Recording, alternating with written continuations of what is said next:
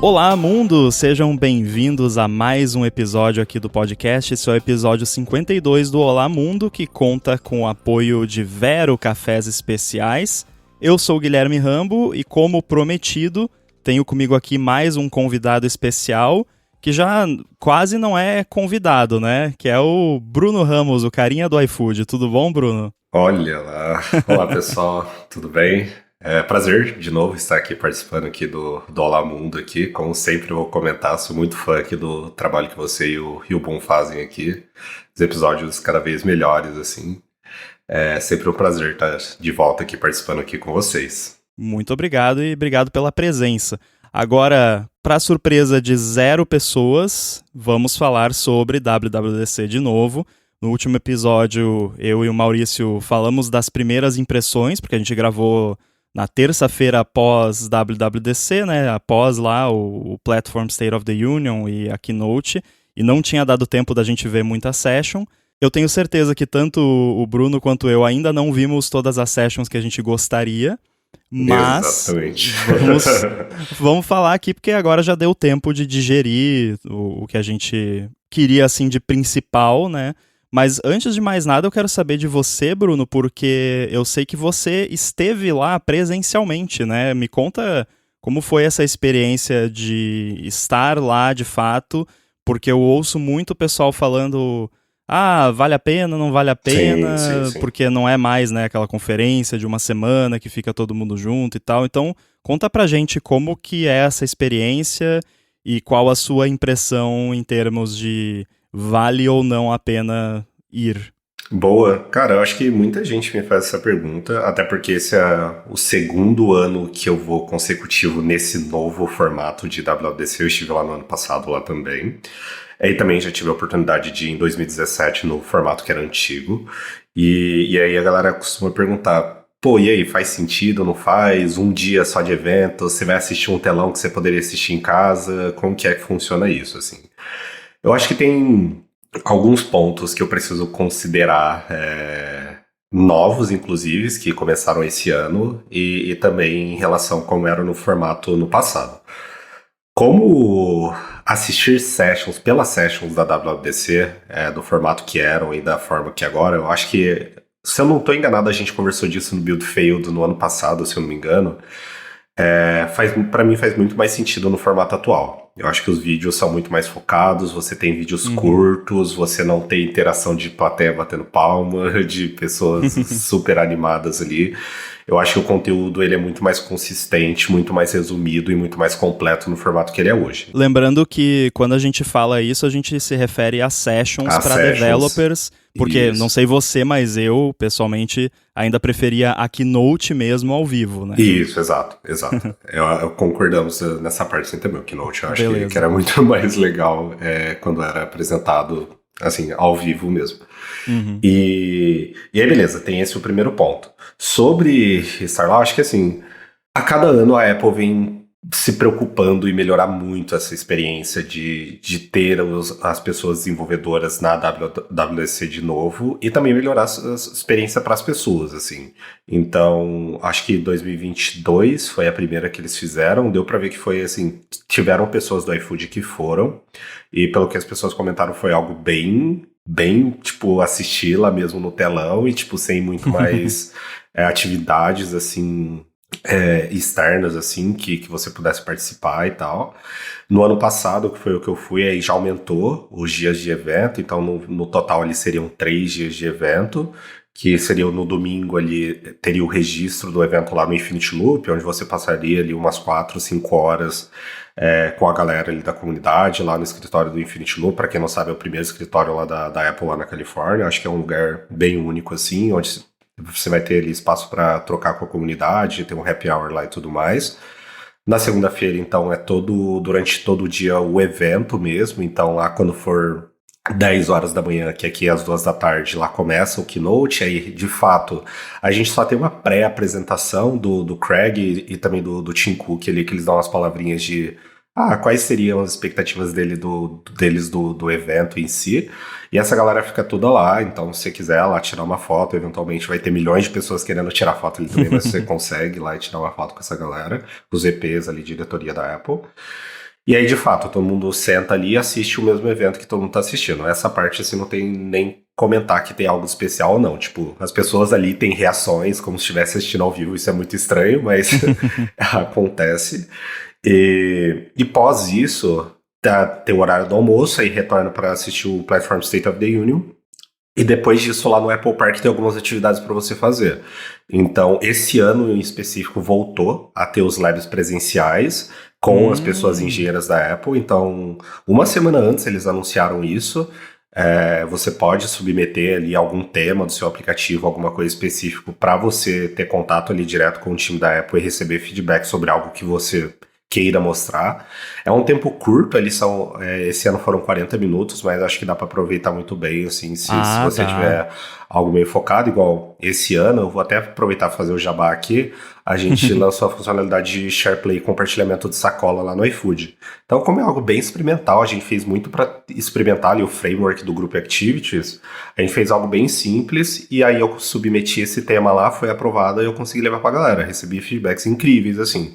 Botei com uma lista muito grande de coisas para melhorar e tudo mais. Você mostrou a funcionalidade para eles e aí eles te passaram, tipo, melhora isso, melhora aquilo, dá para fazer assim, foi isso que você fez, então? Isso, exato. A galera questiona muito sobre como que foi feito o desenvolvimento.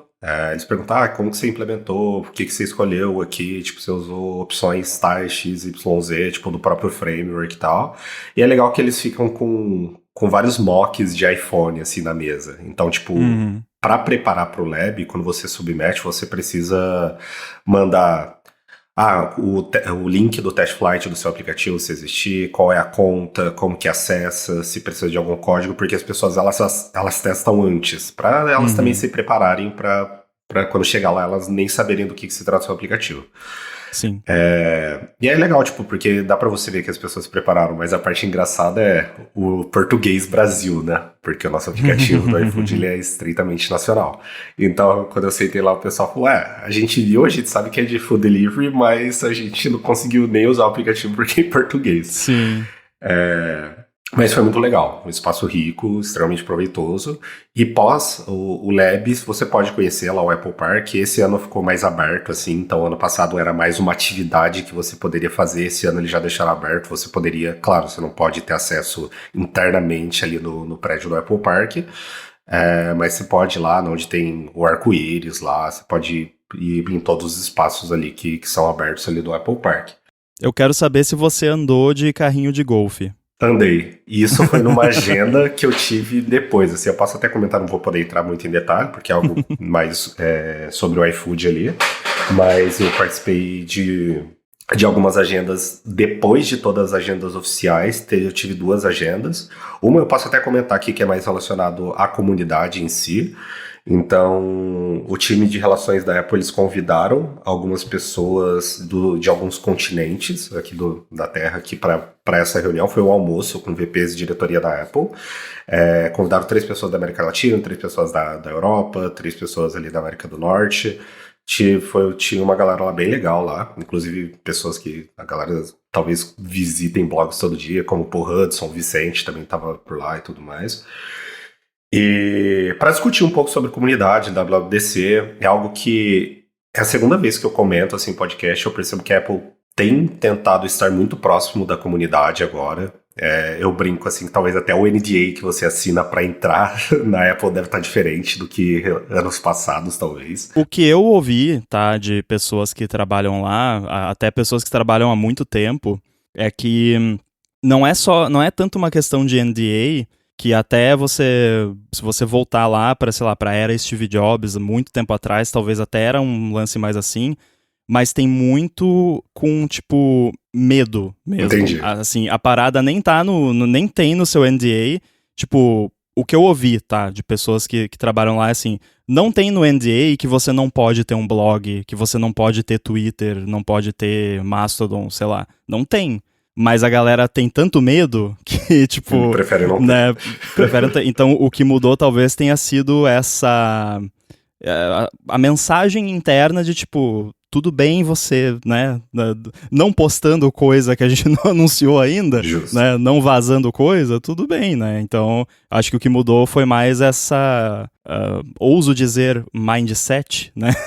Sim. Pô, não precisa ter medo, né? O que não tá no seu NDA, né, se não é proibido, é permitido. Boa. Eu acho que, e aí continuando assim, eu sinto, e isso tá cada vez mais notável quando você está lá, saca? Porque até mesmo na terça-feira, depois do Lab, depois do Platform State of the Union, enquanto tá rolando lá o Apple Design Awards, eles trazem pessoas dos times de engenharia assim, da Apple para fazer como se fosse uma feira de ciências, mas para você poder fazer o one-on-one com pessoas da Apple diretamente. Então são separadas por temas. Eu acredito que até esses temas é como tá organizado lá no app de developer, que é Swift and Tools, SwiftUI and UI Frameworks, Privacy and Security. Então, tipo, são uns 10, 12 grupos, assim, mais ou menos, que deve ter, sei lá, umas 10, 15 pessoas da Apple em cada um desses grupos, e você pode chegar e fazer o one-on-one diretamente com essas pessoas. Então, foi inevitável. Fui lá no grupo onde que era sobre SwiftUI e UI Frameworks, para falar, pô, lá no iFood a gente tem um codebase grande, a gente está pensando em migrar, mas a gente tem vários desafios, tipo, quais são os seus advices aí para a gente tentar sair desse caminho e tudo mais. Também tinha questões de segurança e privacidade, que eu fui lá perguntar sobre coisas recentes que a gente fez, como que isso era tratado dentro do sistema operacional, dentro do device e tal. Então, acho que assim, eu quis comentar e entrar no detalhe, um pouco mais no detalhe de como que foram essas atividades ali na segunda. Aí na terça-feira a gente teve uma session direto lá no Developer Center do Apple Park, não é dentro do Apple Park, fica no espaço na frente ali da entrada do Apple Park, onde a gente teve uma session bem completa sobre o Apple Intelligence. Então, como que é a arquitetura disso, como que funciona, o que vai para server, o que não vai.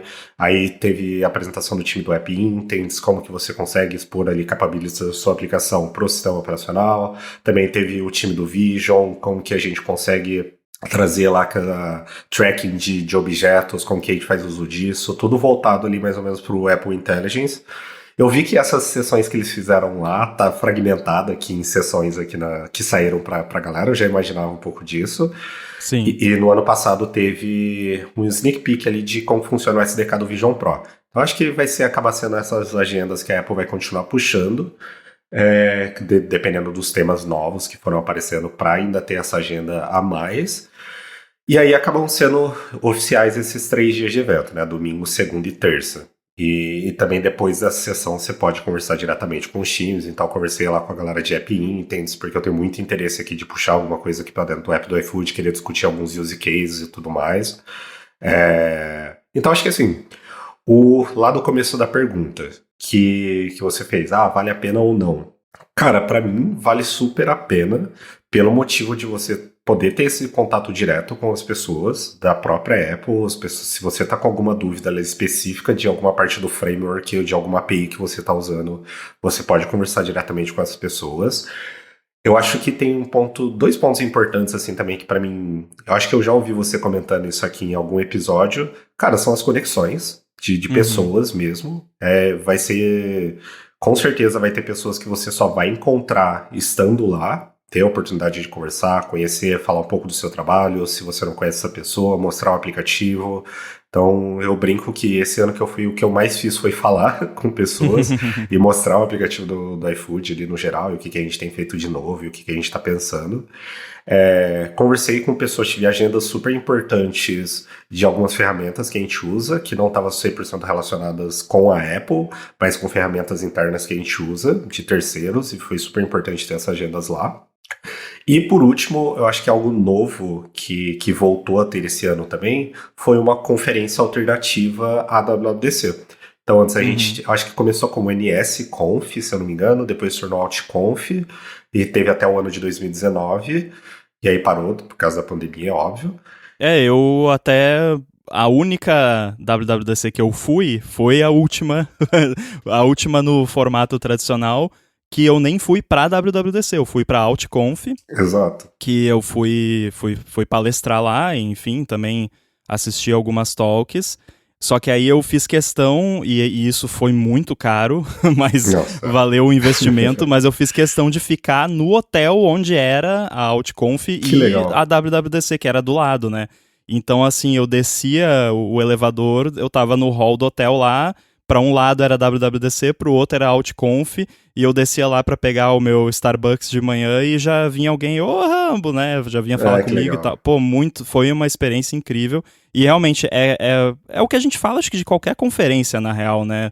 Eu volto, assim, das conferências que eu participo por aí, e o que me marca sempre não são as talks, né? Não que elas não sejam boas, importantes e úteis, mas o que realmente vai fazer diferença, por mais clichê que isso seja, é o networking que você faz. São as pessoas que você encontra, que você conversa, e aí daqui um tempo isso acaba virando um contato profissional ou até uma amizade mesmo. Não, exatamente. Eu acho que essa é a parte mais importante. Nossa, legal você comentou do Starbucks, eu consigo lembrar exatamente, assim, a última foi lá em São José, lá, né? Que não aceitava Apple Pay e tinha que dar swipe no cartão. Exato.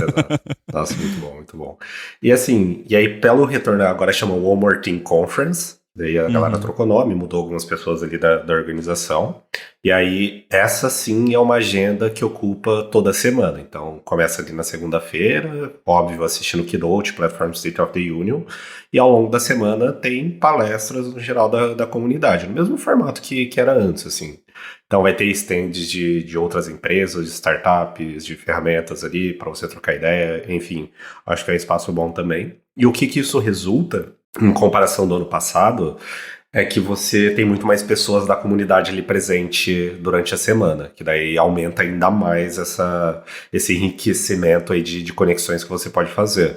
Então, a semana inteira ali você vai ter happy hours, cafés da manhã, almoço, que a galera se reúne para falar de assuntos específicos. Eu até lembro que no sábado teve um café da manhã da galera para falar do Vision SDK, assim, sabe? Tipo, a galera se juntou para trocar ideia disso. E aí, durante toda a semana tinha eventos. Tinha meetup da galera do Revenue Cat, tinha meetup da galera do Railway, galera da Emerge Tools. Então, cara, eu acho que assim, é uma semana super especial. Se você nunca foi, eu acho que o formato atual não é um impeditivo, apesar do investimento ser alto.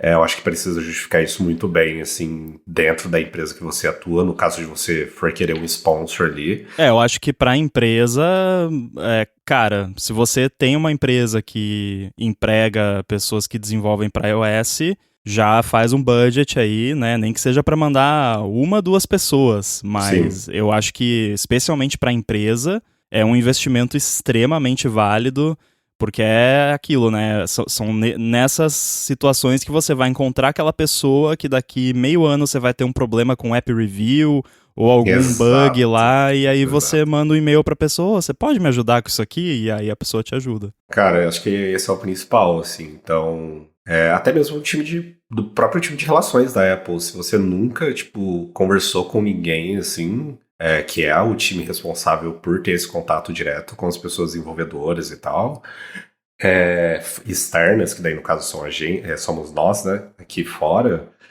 talvez esse seja o primeiro contato que você tenha, e igual você comentou, tipo, quando você precisar de um suporte, alguma coisa, você vai saber quem recorrer além dos forms que você tem de suporte, e o suporte direto no site da Apple, assim. Eu acho que é extremamente valioso ter esse contato próximo, assim. E eu acredito que é construindo esse tipo de relação que eventualmente você vai ter uma oportunidade ali de aparecer num keynote da Apple, assim, saca? Então tudo começa ali, você estando lá e participando dos eventos da comunidade. Então, assim, na minha opinião, vale muito a pena. Eu tinha comentado até com o Rambo, assim, antes de nós lá do iFood, lá a gente acaba tendo algumas agendas lá também. Devido às tecnologias que a gente usa e também o tamanho do nosso aplicativo aqui no Brasil, tem algumas coisas assim que fazem sentido a gente estar discutindo direto com a Apple. E é isso, eu acho que, na minha opinião, vale muito a pena. É o segundo ano que eu fui, quero que mais pessoas do iFood vai, assim, eu acho que faz muito sentido as pessoas viverem isso assim também. E é isso. Acho que tem bastante coisa. Eu ocupei 20 minutos aqui do episódio só para falar da minha experiência. Agora vamos falar das novidades. Eu acho importante a gente trazer isso aqui e conversar realmente sobre isso, porque pode ter uma galera que tá ouvindo aí, você faz o seguinte, ó, pega esses 20 minutos do podcast aqui e manda lá pro seu gerente, pra sua gerente, pro pessoal que tem a grana, que controla a grana, o budget pra eventos e tal. Ó, tá vendo? Ó, vale a pena. Manda a gente ano que vem. Então. E a região lá em si, eu acho que é muito legal. Assim, eu gosto da cidade lá. Cupertino em si, ele Sim. É maravilhoso, cara. Sim, aquela região toda é maravilhosa. Esse episódio do Olá Mundo é patrocinado pela Vero. A Vero procura por pequenos produtores de cafés especiais por todo o Brasil e envia esses cafés para os assinantes uma vez por mês, sempre junto de alguma coisa que harmoniza bem com o café do mês. Já teve mini pão de queijo, já teve pão de mel. Na Vero você pode escolher o tipo e a quantidade de café que você quer receber. E aí dá para escolher o grão torrado, dá para escolher para receber ele já em pó, dá para receber em cápsulas para usar na maquininha de expresso também. E eles torram os cafés todos os dias. Então o café que você recebe em casa foi sempre torrado no máximo há uns dias. Isso faz total diferença na hora de moer ou de fazer o café que já chega moído. E você pode assinar em duas modalidades, existe a anual e a mensal. E a anual é de longe a que tem o melhor custo-benefício, porque oferece 17% de desconto em relação à assinatura mensal. Aliás, o plano anual também é um ótimo presente para alguém que talvez curta café, que você conheça. Então fica a dica também, caso você esteja procurando um presente criativo para dar para alguém. Os cafés vêm também sempre com uma explicação sobre qual é o produtor, a região, a pontuação, a altitude, variedade e as características. E para comemorar que a Vero está patrocinando o Olá Mundo, eles estão oferecendo um presente especial para os ouvintes da Gigahertz que assinarem o plano anual. Se você for em vero.café/olamundo, VEROO com 2 Os mesmo, .café/olamundo, você ganha um moedor manual, uma prensa francesa, um guia de preparo e 100 gramas de café em grãos surpresa se você assinar o plano anual. Ou então, se você assinar o plano mensal, você leva R$20 de desconto no primeiro mês da assinatura. Quem já assina faz muito tempo a Vero é o Marcos Mendes, do ADT aqui da Gigahertz, e ele assina há mais de 3 anos. Eu também assino já há bastante tempo. O Marcos recebe sempre um saquinho do café de torra clara e outro de torra escura, moe em casa na hora de fazer e sempre fala que não tem café mais gostoso pelo preço da assinatura recebendo em casa ainda por cima e com direito a brinde.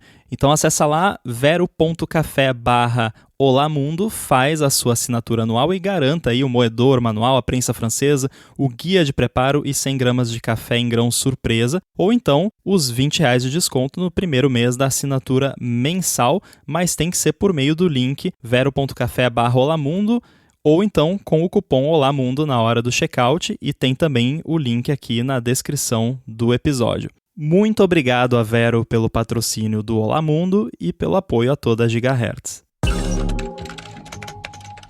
Muito bem, agora que a gente falou dessa questão toda de a parte mais da business e RH, digamos assim, vamos falar do conteúdo propriamente dito. Antes, eu quero perguntar uma coisa para você, se você concorda comigo que faz algumas WWDCs que eu venho pensando isso, que é uma coisa que me incomoda um pouquinho, que é o fato dos labs, principalmente aqueles labs online, eles serem na semana da WWDC. E eu vejo muita gente falando, se cadastra lá para os labs, mas o que acontece comigo todo ano é assim, na semana da WWDC, eu não vou fazer nada. Eu vou só assistir, né, conteúdo, no máximo testar uma coisinha ou outra. Mas eu preciso de lab mesmo nas semanas seguintes. Exato. Quando eu já comecei a implementar as paradas de verdade, e não só num sample app lá, e aí eu começo a ver os problemas, ou ter dificuldade de entender alguma coisa, como funciona. E aí é que eu preciso de lab, mas daí não tem mais lab, né? E aí a Apple até faz labs avulsos assim, mas é muito lá mais bem pro final do ano. Eu queria que tivesse lab, tipo, na semana seguinte da WWDC, ou nas 2 semanas seguintes. Ou então, tem lab na semana, espera 2, 3 semanas e faz lá um monte de session de lab. Porque eu não tenho tempo de descobrir o que eu vou precisar em lab, né? O que eu consigo trazer para um lab durante a semana da WWDC é coisa que eu já tenho do ano anterior. Sim. Não sei se você tem essa sensação também. Cara, não é só o seu feedback, assim. Eu me atentei mais a isso, tipo, ouvindo outra pessoa comentando a mesma coisa, assim. Tipo, porque durante a semana da WWDC eu nunca requisitei por um lab, nem um online, assim. Eu deixava para requisitar nesses mais avulsos, que é na onde que a gente teria mais tempo, que é exatamente o mesmo problema, assim. Exatamente poder testar alguma coisa, não sair ali do sample app, do app à parte, e tentar integrar no nosso codebase gigante aqui e tentar fazer alguma coisa aí que surgiam as dúvidas reais, né? E aí nesse momento já tinham acabado a disponibilidade dos labs. E no almoço que eu comentei lá, que eu participei na quarta-feira, uma pessoa falou exatamente isso. Falou que, pô, a gente, principalmente quem tá aqui, assim, apesar que a gente tem a possibilidade de ter o lab presencial, e se a gente não conseguir, a gente ainda tem a oportunidade de fazer o lab remoto, mas a gente não tem porque a gente tá aqui. Tipo, a gente vai parar o tempo que a gente tá aqui, tipo, pra fazer o lab remoto. Então acho que fica muito em cima, acho que é muito conteúdo, assim. Tem até um artigo do Bruno Rocha que ele fala sobre isso também, de você até se tomar esse cuidado de não se consumir tanto durante a semana, assim, sabe? Então acho que tem muitas agendas para você assistir as sessions e ainda se comprometer com os labs. Não vai dar tempo de você ter testado alguma coisa porque você ainda tá assistindo as outras sessões. Eu acho que realmente, assim, a mesma dor, assim, é o que eu sinto, apesar de... Acho que eu já tô tão acostumado em só ignorar esses labs. Tipo, você comentando agora, eu falo, putz, verdade, teve um lab remoto. E a galera lá também fala, tem os labs remotos e... simplesmente esquipo isso da minha cabeça porque eu sei que não dá tempo de fazer nada, sabe? A única coisa que eu faço é assim, saíram os betas, eu vou lá e testo os meus principais apps para ver quais aspectos podem ter quebrado de alguma forma inesperada e tal, porque aí se tiver alguma coisa ali que eu vejo, isso aqui tá estranho, né? Porque a gente sabe que a Apple ela tem suítes gigantescas de teste de apps de terceiros para, tipo, vamos lançar o iOS 18, mesmo que seja o primeiro beta, a maioria dos apps vão estar funcionando com talvez probleminhas menores, mas sei lá, às vezes vai que o seu app não entrou nessa suíte de teste, ou o seu app não é importante o suficiente, né? Então eu sempre testo, daí se tem alguma coisa, teve um ano que eles quebraram uma parada no AirBuddy lá, por causa de uma mudança no Core Bluetooth, que eles não faziam ideia que isso tinha acontecido. Aí eu vi isso, abri um feedback, me cadastrei no lab, tinha um lab de Core Bluetooth, o que às vezes é um milagre, porque muitas vezes nem tem. Que justo. Aí consegui o lab, aí eu expliquei pra eles e tal, e eles, nossa, cara, a gente nem tinha pensado nisso, verdade. E aí corrigiram, acho que no beta 3 já tava corrigido, então é importante você fazer isso. Inclusive, numa dessas é que pode acontecer de você fazer engenharia reversa lá num framework do sistema e tá lá um if app igual o nome do seu app, porque já vi isso acontecer. Então, é bom ficar ligado, mas eu gostaria muito que tivesse nas semanas seguintes. Sim, acho que encaixaria super bem, assim, também. Mas, uma curiosidade que eu tenho, assim, do que você comentou, tipo... Como que funciona esse processo, assim, pra você? Você tem um hub aí de device que você consegue testar e tudo mais? Tipo, porque esse ano, depois de muitos anos que eu não fazia isso, eu instalei a versão beta do iOS no meu device pessoal aqui, pra ir testar algumas coisas. Mas você instalou durante a viagem ou na volta? Nossa, Deus me livre. Eu não queria estar nos Estados Unidos até hoje assim. Lá, não. Eu instalei na semana passada, eu acho que foi aqui no final da semana. Eu conversei, sei lá, no mínimo umas 6 pessoas, assim, uma do iFood e todo o resto da comunidade que falaram que já tinham testado lá. Eu sempre pergunto, os apps de banco tá funcionando? Tá. Ah, beleza. Então eu já posso instalar, porque daí eu não corro risco de ficar com conta atrasada. Então já tá ótimo, assim. E como que funciona esse processo aí pra você? É complicado, mas eu atualmente, felizmente, eu tenho condições de ter devices de teste. Sim. O que eu fiz esse ano foi uma loucura, mas aquela coisa, eu tenho uma empresa de software, a empresa tem um budget para isso, então eu comprei um iPhone 15 Pro só para rodar os betas, porque eu queria usar no dia a dia, mas eu não queria instalar no meu device principal, porque é muito, assim, por mais que no beta 1, né, no beta 1 às vezes funciona, daí no beta 2 quebra e, putz, eu faço muita coisa importante no iPhone, então eu achei melhor não arriscar. Mas felizmente eu consigo ter esses devices de teste. Até AirPods eu tenho, alguns modelos eu tenho mais de um, porque aí eu rodo... Um deles eu coloco lá no firmware beta e o outro eu deixo no firmware normal e aí eu consigo ver se tem alguma diferença importante e tal. Mac eu tenho um aqui também que eu rodo os betas, então eu tô bem equipado nesse sentido. Felizmente eu consigo fazer isso, porque dá medo de ter beta no device principal, embora há alguns anos já tem sido assim, eu não tô querendo incentivar ninguém a fazer isso, mas... você vai ter perrengues, mas no geral, nada catastrófico. Entendi, sim. Agora, falando das tecnologias, quer citar alguma coisa que tenha te chamado a atenção em termos das tecnologias, sem ser assim, low-hanging fruit, né? Tá, Apple Intelligence, sim. legal, tal, né? Mas assim, das coisas que você viu que a gente pode fazer agora de APIs... da própria linguagem Swift, que está avançando bastante, o que te chamou a atenção? Cara, eu acho que tem duas coisas, assim, que eu gostei bastante, assim. Uma é as evoluções do próprio compilador, assim, do Swift, assim, que eles apresentaram, principalmente relacionado ao novo Swift Concurrence, como que a gente evita... Tem vários type checks agora para a gente evitar ter problemas com race conditions, e também usar melhor o gerenciamento de main threads e background threads, assim. Eu acho que isso é muito bom, porque vai fechar ali, evitar que... Assim, essas coisas são muito difíceis, assim, a gente conseguir olhar, revisar um MR ali, por exemplo, e conseguir pegar esse tipo de problema, apesar que tem vários, assim, que já são fáceis de identificar, como, por exemplo, escrita em dicionário. Inclusive, eu vou comentar um pouquinho sobre isso.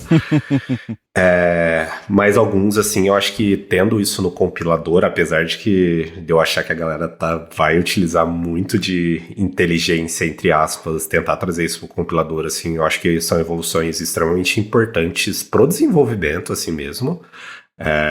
Isso, eu acho que é a melhor forma de inibir da gente levar problemas para produção, trazendo isso pro compilador. Sim. Um outro ponto que aparece até na talk lá de What is New em Swift, lá pro final lá eles mostram algumas evoluções que a gente teve em low-level APIs, assim, que finalmente, dentro do framework de synchronization, eu acho que é o nome, a gente tem o Mutex, que eu acho que tá totalmente relacionado com o episódio que vocês falaram sobre cache aqui, depois eu mandei lá a talk pra vocês, que agora a gente não precisa reescrever um wrapper de dicionário colocando barriers para evitar lá múltiplas escritas simultâneas e a gente fazer o block disso. Ou se você utilizar NSCache, se você precisa controlar estado de envio para background e foreground, você não precisa fazer isso com notification. Então eu fiquei bem feliz com isso também. Sim. Acho que esses dois foram que me chamaram mais atenção, assim, agora eu falei, putz, esses caras eu vou usar muito, assim, no meu dia a dia, vai ser importante. Tem alguns pontos importantes para quem já testou, por exemplo, aquelas flags de checking no Swift 5.9, e eu acho que todo mundo que testou teve aquela experiência de lá, vou ligar aqui o concurrency check strict, né, que é o mais pesado, é complete, né, que eles chamam. E aí, putz, 99 mil erros, né, então todo mundo teve essa experiência, mas é importante falar, e eles também enfatizaram bastante isso, que quando você ativa o compilador no modo Swift 6, esses checks eles são muito melhores. Então tem muito falso positivo que rolava antes, que não rola mais. Então a tendência é você ter menos erros. Você vai ter ainda muitos erros de build, se você ligar a flag lá, mas vão ser coisas que de fato você precisa olhar. Não vai ter tanto falso positivo, de preferência nenhum falso positivo, porque eu mudei um pouco a forma de pensar sobre esses checks e toda essa parada de Structured Concurrency, porque eu pensava muito do ponto de vista de runtime, de tipo, tem umas paradinhas aqui de concurrency que no runtime vai rodar melhor, mais paralelo, mais rápido, mais seguro, mas na verdade o que muda mesmo é no compilador, é ali que o bicho pega.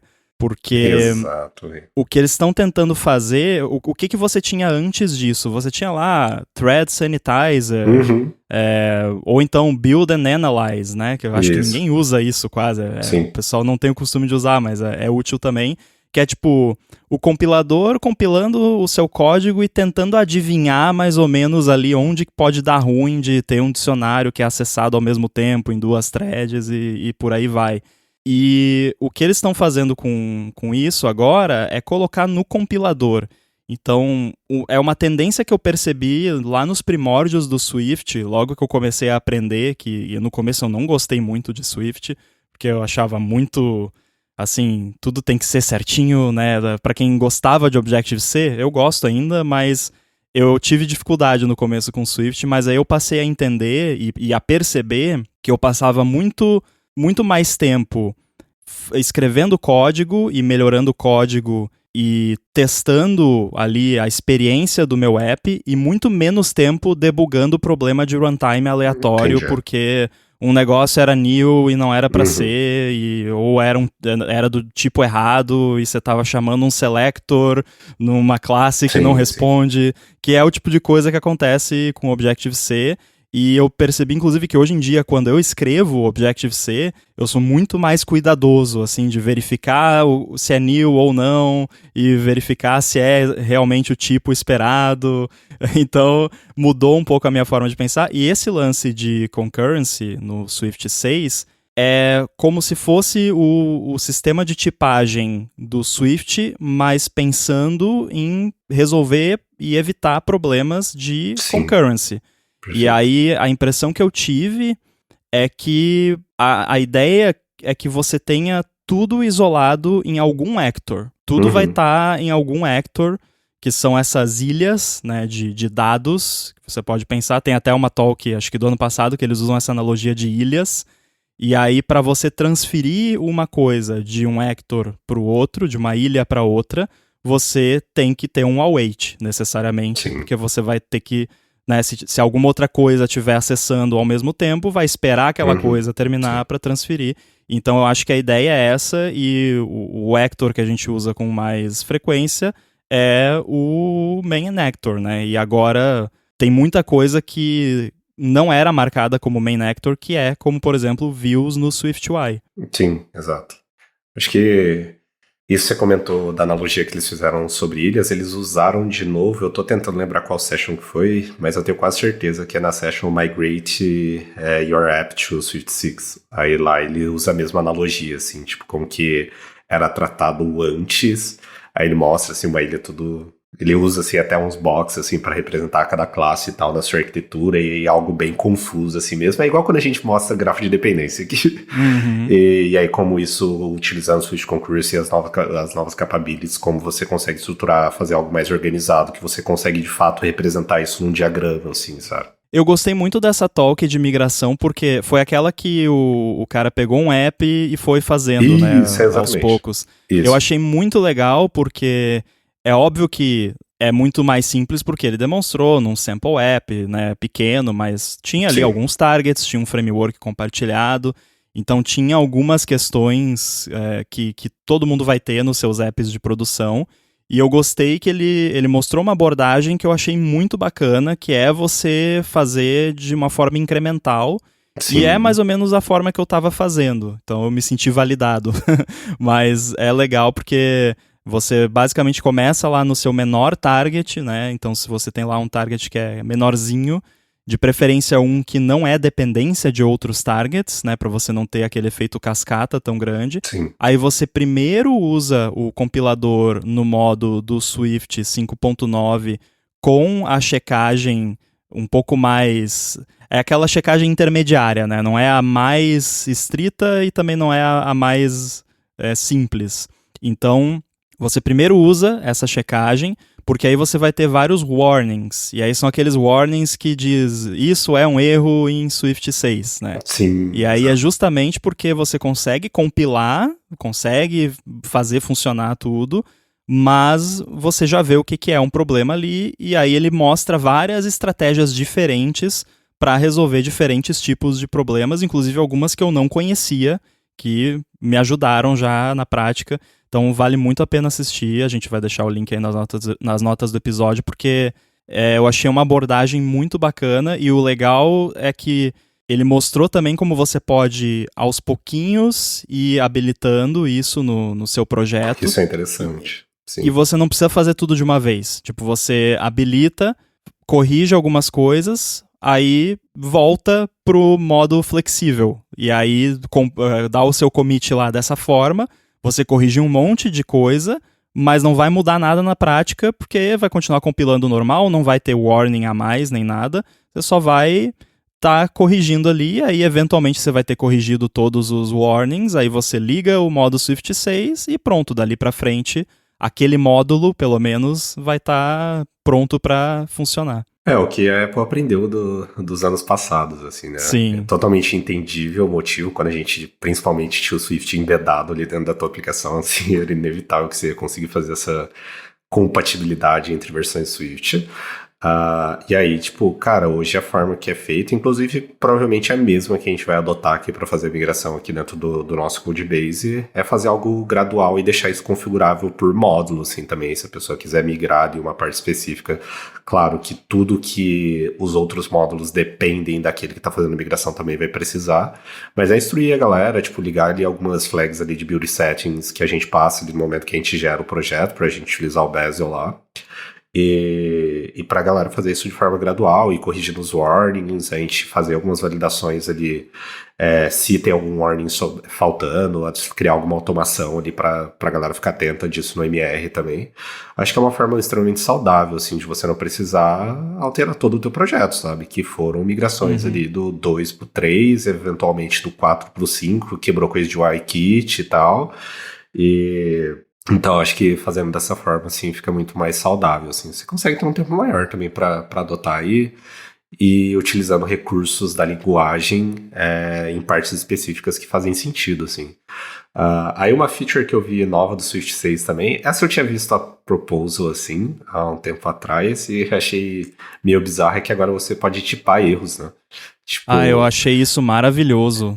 Tipo, eu fiquei pensando em inúmeros casos de uso que eu poderia usar. E, cara, aí na última semana eu tive um exemplo, eu tava ajudando um dev aqui a estruturar uma API lá de domínio nossa lá. Falei, caramba, cara, que faria muito sentido ter isso aqui agora, porque daí a gente não abre para qualquer tipo de erro, né? A gente consegue tipar ela para esse erro específico, que é o que a gente precisa, saca? E isso fica mais consistente para API ali no protocolo para quem for ler isso depois, saca?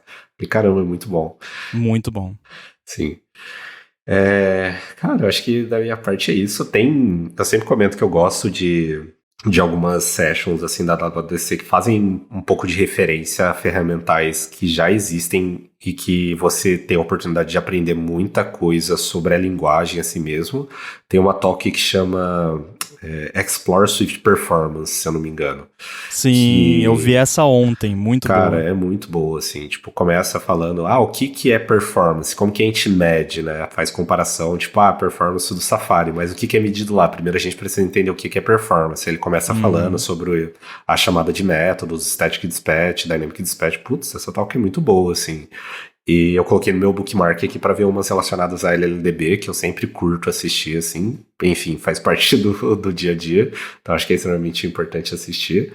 Mas a minha percepção do evento como um todo, eu não sei se essa é a sua também. No ano passado, eu realmente acredito que muitos esforços foram redirecionados ali para o Vision e tentar trazer tanto a comunidade dev quanto para o marketing ali mesmo, para o produto, e é inevitável que isso tinha que ganhar muito destaque, ele mesmo ganhar alguma força.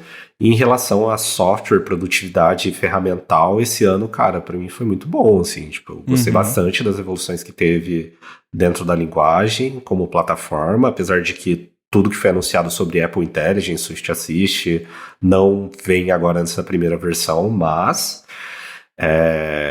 acho que faz muito sentido, assim, principalmente quando a gente fala sobre machine learning, AI, na hype que tá, eu acho que o maior ganho que a gente tem é em produtividade, assim, sabe? Então, apesar de que a gente consegue integrar alguma coisa do produto, sistema operacional, API, afim, esse não vai acabar sendo o nosso primeiro foco, assim. Produtividade eu acho que acaba fazendo muito mais sentido, e como que a gente evangeliza isso aqui dentro, porque ainda existem casos de pessoas que nunca escreveram um prompt, assim.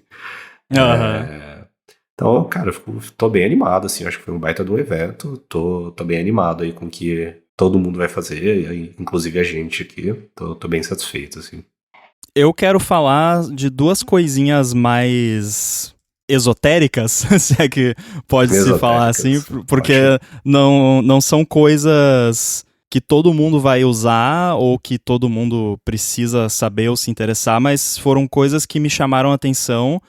Uma delas não é tão surpresa que me chamou a atenção, mas é o lance de você agora ter um suporte oficial para Swift em embedded devices. Nossa, sim. Que é incrível, eu achei muito legal, porque você já tem essa possibilidade há um bom tempo, mas há um certo tempo atrás isso virou um work group mesmo, né? Sim. Como é que eles chamam? Tem um nome específico, não é work group, eu acho que é... Nossa, eu tô Steering Group, alguma coisa assim. Enfim, vai ter o link aí nas notas do episódio. Mas tem o grupo lá de Embedded Swift, que é você poder usar o Swift num Arduino, por exemplo. Isso é legal, né? E aí, eu fui assistir essa talk esperando... ele vai falar que não pode usar, não tem generics, não tem protocolos, não tem... Tem um milhão de coisas do Swift que não vai poder usar. E, cara, tem um monte de coisa que não é suportado, né, por causa dos constraints de devices embedded, mas tudo que te faz gostar de escrever Swift, basicamente, tá lá, assim, classes, structs, protocolos, generics, enums. Ele mostrou, no exemplo dele, ele criou um device Matter, né, que funciona lá com o app Home, que integra com o HomeKit, e aí tinha um callback lá que é basicamente você deu um comando lá no Home para acender, trocar cor e tudo mais, e você tem que ver qual foi o comando e atender. E aí, cara, ele fez um switch lá, bonitinho, com pattern matching de case com associated values e tudo mais, exatamente como você escreve Swift no seu app, só que num ESP alguma coisa lá, ESP32 acho que é um chipzinho minúsculo que você consegue rodar com uma bateriazinha. Então, cara, muito bacana. A própria Apple tá usando Swift no Secure Enclave agora, nos sistemas. Então, isso é um sinal que, de fato, já é quase production ready pra gente, mas pra Apple já é mais do que production ready. E Swift tem características que tornam ela uma linguagem muito boa para embedded devices. Pode parecer estranho, mas você tem inúmeras vantagens em termos de tamanho e memória e performance de C e C++, mas você tem ali uma linguagem com type safety, com, né, todas as vantagens e os recursos do Swift. E eu fiquei também bastante feliz de ver que quando você usa o Embedded Swift para fazer um firmware, você tem também toda aquela interoperabilidade com C++, com C. Com C já era de se esperar, né? Mas com C++ eu não sabia se ia rolar, e rola. Então ele usou lá o SDK oficial lá do Matter em Swift, mas o SDK é C++. Aí ele escreveu um wrapperzinho lá que usa, então integra diretamente com o SDK que é em C++. Então eu tô muito animado com isso, eu acho que vai reacender aí o meu gosto por brincar com essas plaquinhas de desenvolvimento, porque eu acho muito divertido, e poder fazer isso numa linguagem que eu acho mais confortável, que é o Swift, perfeito. Legal. Nossa, total, assim. Eu acho que isso aproxima muitas pessoas também, né? Tipo, criar interesse, assim, desenvolver soluções, assim, para firmware, para dispositivos que não são o iOS ali para um outro software. Putz, eu acho que isso é muito legal. Essa session você tá falando daquela Go Small with Embedded Swift, não? Essa mesmo. Eu vi aqui que eu adicionei pra mim assistir, eu ainda não assisti ela. Agora eu fiquei mais animado, possivelmente é a próxima que eu vou ver agora. É muito legal mesmo que você que tá ouvindo aí não tenha nenhum interesse nisso, mas só pra ver o demo, assim, só pra ver como é, né, acho que vale a pena assistir, porque realmente achei bem, bem interessante e o demo que ele deu é divertido. Ele usou, inclusive, o editor, é um daqueles que é baseado em Vim, né? Não é o Vim no terminal, mas é um daqueles que... Ele não usou Xcode, basicamente, nem VS Code. Foi um editor baseado em Vim que tem o Language Server Protocol lá, então tem autocomplete, type checking ali, né? Tudo bonitinho. Então, achei legal e eu tô gostando de ver a Apple mostrando outras ferramentas que não o Xcode. Algo que eu acho que até poucos anos atrás a gente acharia bizarro, uma session da WWDC onde não é o Xcode que eles usam, né? Então achei muito bacana ver. Eles falaram bastante de suporte a essas outras ferramentas, ao próprio VS Code, que vai ter várias melhorias, inclusive, Sim. na integração. Tem uma session que é só sobre Swift on the Server, onde eles usam VS Code. Cara, pra gente lá, muita gente acabou sendo muita gente, assim, mas algumas pessoas aqui da nossa time, assim, optam em utilizar um outro editor de texto, assim, sem ser Xcode, dependendo do que for trabalhar, assim, eu sou uma das pessoas. Corrigir um teste, dado que a gente consegue rodar o build, teste, validação, tudo via CLI, tem coisa que eu não preciso do Xcode, sabe? Então o VS Code, cara, eu fiquei bem animado, assim, quando eles comentaram da melhoria ali do toolkit do LSP ali, eu falei, caramba, velho, um suporte mais oficial ali, eu acho que vai ser extremamente importante. Inclusive por ferramentais de AI, eu sei que você não gosta muito dessa label AI. Não, eu não tenho nenhum problema com o label AI, desde que seja aplicado da forma certa. Para coisas que são de fato AI, né? Justo. Que enquanto a gente não tem suporte pro Xcode, dá para utilizar um Code da vida, um Copilot ali dentro do VS Code. Eu acho que faz muito sentido ainda. Com certeza. Bom, eu acho que um método novo que aparece lá na Collection Extensions, que só quando você vê, pelo menos eu não senti a falta, entre aspas, é que agora a gente tem o where no count, né? Agora a gente consegue parametrizar isso. Antes a gente tinha que dar o filter e depois dar o count, agora a gente tem um count where lá. Eu falei, caramba, cara, são coisas que a gente só vê, ou se você sente falta, vai lá e escreve sua própria implementação ali. Sim. Falei, caramba, quando você tá até mesmo escrevendo um algoritmo ali, alguma coisa, isso daí ajuda bastante. Então, achei bem interessante. E aí teve uma outra coisa que também tá nessa categoria de coisas que pouca gente vai precisar se preocupar com isso ou usar de fato, que é o lance de non-copyable. Nossa, verdade. É uma talk... Sim, o nome da talk é Consume Non-Copyable Types in Swift. A gente vai deixar o link aí. E eu vi essa talk e aí eu pensei, tá, que isso? Não me interessa, próximo, né? Tipo, achei... Não tive o menor interesse em assistir. Mas aí eu vi isso sendo mencionado em alguma outra talk, acho que foi no What's New in Swift, lá. Sim, que eles dão meio que um resumão geral. E aí eu vi, o que me fez querer assistir essa session de non-copyable foi que eu vi num slide dessa outra session um day init numa struct. Sim. E aí eu vi isso e, nossa, eu já quis isso uma vez. Deixa eu ver, né? Então...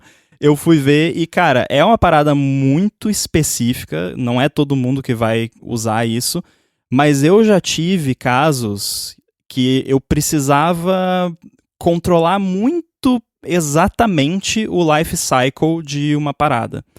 E aí vou usar uma classe, então, um reference type, porque daí eu consigo controlar lá e no momento que eu pegar aquele reference type e sei lá, eu tenho uma referência para ele, eu boto new naquela referência, ele deixa de existir. Mas eu não lembro exatamente em qual situação que foi, mas eu precisava de uma referência para um negócio que existia por um tempo limitado e eu queria poder destruir aquela referência de uma forma muito controlada e sem precisar colocar new em nada, sabe? Perfeito, então é um negócio muito específico. E com esse lance de non-copyable, você consegue. Então o resumo, porque é uma talk de uns 20 e poucos minutos, então não vai dar para explicar tudo aqui. Mas o resumo é, tudo no Swift, toda struct no Swift, ela adere a um protocolo chamado copyable. E isso você não vê, isso é implícito. Então, toda struct, ela adere a esse protocolo, o que significa que você passa ela lá como argumento de um método, vai ser feita uma cópia, é como se você estivesse passando uma cópia daquela struct, e aí se você mutar o que tá, né, você cria uma cópia mutável daquela struct dentro daquele método, modifica algumas propriedades e tal, a struct original continua do jeito que era, o que são value types, né, basicamente. E com esse lance de non-copyable, você consegue tirar, basicamente, essa conformidade de um tipo a esse protocolo copyable, que você coloca um till na frente. Eu entendo por que é um till, mas eu achei uma decisão questionável de sintaxe, mas tudo bem, é algo que pouca gente vai usar, então pelo menos assim não tem como escrever sem querer, né? Então, se você colocar lá till copyable no seu tipo, né, como se fosse um protocolo, você está basicamente dizendo, ele já tem conformidade com esse protocolo, eu quero tirar. Então você tira, então isso aqui não é copyable. E aí você tem novas keywords que você usa, que é consuming, borrowing e inout, que essa a gente já conhece, né? E aí você pode definir um método que ele vai ou consumir aquela referência daquele negócio que não é copyable. Então se você passar, você tem lá let alguma coisa e aí você cria lá uma instância de um tipo que não é copyable. Se você passar para um argumento de um método depois e você tentar usar aquela mesma referência, o compilador não vai deixar. Porque ele vai falar, cara, isso é sensacional, já foi usado, né? Você está tentando copiar uma coisa que já foi consumida. Sim. Ou então, você pode usar borrowing. Aí o que quer dizer?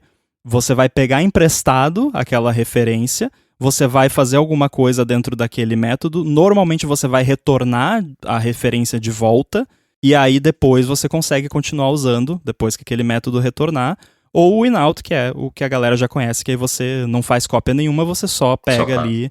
E isso é muito bom pra... Eles dão um exemplo, tipo... Claro que é um exemplo meio bobinho, né? Mas tipo, eu tenho aqui uma struct que é uma transferência bancária, né? Eu não posso copiar isso porque pode duplicar uma transferência, enfim, eles usam esse exemplo meio abstrato, mas eu tenho certeza que em algum momento eu vou acabar usando isso quando eu tiver uma situação dessas onde eu preciso garantir que eu só tenho essa cópia desse negócio e fazer algum processamento aqui, aí depois eu continuo usando, porque já me aconteceu e não tinha uma solução boa na linguagem para fazer isso. Então, apesar de ser uma parada bem técnica e específica, eu acho que vale a pena dar uma olhadinha. Cara, total. E é muito legal que nessa talk também eu assisti, eu acho que ela antes de ontem. Eles dão um overview sobre reference value types, né, no começo da talk, assim, eu acho que, cara, eu adoro, assim, quando a Apple faz esse tipo de coisa, que é repassar sobre algum conceito que mesmo parece estar fixo, assim, na cabeça de todo mundo. Acho que você sempre aprende alguma coisa nova, assim, saca? Sobre até mesmo o seu copyable ser implícito, assim, tipo, eu não sabia disso. E apesar de fazer muito sentido. Eu falei, caramba, cara, que interessante, tipo, não fazia noção. Eles mostram até o exemplo que quando você usa genérico também, todos conformam com copyable também. Eu acho que é muito legal, assim, entender mais das capabilities, assim, da linguagem do Swift. Sim, eu acho muito legal isso. Acontece com uma certa frequência na WWDC ultimamente, que eles introduzem alguma parada pra gente, e aí eles falam, by the way, isso funciona assim desde sempre, e agora a gente só tá disponibilizando isso para vocês, né? Teve um lance assim com SwiftUI, que é o lance de você poder ter os seus próprios containers em SwiftUI, que não era possível com API pública até, né, essas versões agora, que você pode ter lá um container customizado em SwiftUI. Então imagina, se você quiser implementar VStack, agora você consegue, porque você consegue fazer um for each nas subviews do seu container e aí fazer o layout do jeito que você quiser, o que eu achei também bem bacana. E são tudo coisas assim, isso aqui a gente já usava assim, já tinha, agora a gente só está disponibilizando para vocês, o que também dá uma certa segurança de, legal, então isso já foi bem testado, né? Exatamente. Acho que faz muito sentido. Mas, Caramba, nossa, tem bastante coisa. Agora conversando aqui contigo, que eu falei, putz, tem muita coisa pra ver ainda. A de SwiftUI eu nem comecei a ver ainda. Preciso ver bastante coisa ainda. SwiftUI eu acho que a gente mencionou algumas coisas no episódio passado. É claro que a gente não ia conseguir fazer um overview completo de todas as sessions, até porque a gente não assistiu todas, nem todas que a gente quer, muito menos todas, Sim. Porque todas acho que ninguém assiste, né? Porque eu, por exemplo, a parte de Spatial Computing ali, eu meio que pulo, porque eu não tô muito nessa vibe por enquanto, né? Mas o resto tudo, tem bastante coisa que eu não assisti ainda. Com certeza, semana que vem, quer dizer, na outra semana, porque a gente lança a cada 2 semanas, vamos ter um episódio aí com o Boom de volta, e aí a gente vai ouvir também do Boom um monte de coisa legal que ele descobriu e que viu lá que a gente nem comentou aqui. Então é isso, não tem como fazer um resumo completo, mas eu espero que com esse papo aqui a gente tenha trazido tópicos que nos interessam e que de repente interessa você que está ouvindo. Maravilha. Acho que eu tô num cenário um pouco contrário. Assim, eu tô muito animado, mas frustrado assim, com o Vision. Não frustrado pelo produto, eu acho o produto incrível, mas sobre a disponibilidade dele em regiões, etc. Isso dificulta muito no workflow assim, de quem usa aqui no Brasil. Tem o problema também de disponibilidade de dinheiro no banco, né? Pra comprar ele. O primeiro problema aí. Nossa, mas eu tô bem animado, assim, ter assistido bastante coisa sobre o Vision e tal, tentar entender um pouco mais, assim, a plataforma, que eu sou umas pessoas que acreditam bastante, assim, na evolução disso. Não é que eu não acredito, eu só... Não tem nada que eu possa fazer com isso agora, então, por enquanto, eu tô focando nas coisas que eu consigo adotar, mas por hoje é isso. Quero agradecer imensamente você, Bruno, por ter disponibilizado esse tempinho aqui pra falar comigo. Quem quiser conversar com você, te encontrar por aí, como faz? Boa, cara, acho que o lugar que eu acabo mais respondendo a galera é pelo LinkedIn lá mesmo. Então procura Bruno Ramos, se não encontrar Bruno Ramos iOS, se não encontrar Bruno Ramos iOS iFood. Aí vai aparecer com certeza. E também no Twitter lá no X, no atual X. Pode me seguir lá, é Bruno_HCR. Pode me seguir lá, que lá eu também tento entrar bastante lá. E tem os links, é claro, nas notas aqui do episódio. Quero agradecer também a Vero pelo patrocínio desse episódio e eu volto em breve com o Boom de volta das férias. Até mais. Valeu!